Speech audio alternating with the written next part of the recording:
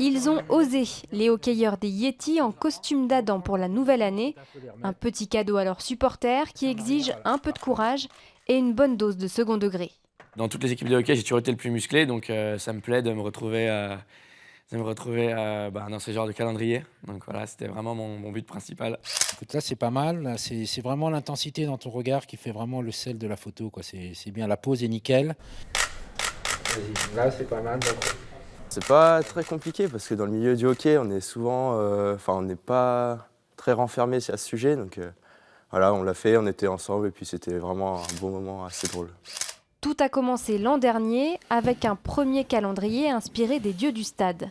Un clin d'œil humoristique qui a très vite séduit le public. C'est un produit qui est destiné pour les supporters, donc il ne faut pas que ça soit choquant, il ne faut pas qu'il y ait de faute de goût. Donc l'exercice en tant que photographe est compliqué, mais pour les joueurs, il n'est pas facile non plus. Donc c'est vraiment un binôme, le photographe doit arriver à mettre le joueur en confiance et le joueur doit arriver à donner ce que le photographe cherche à avoir.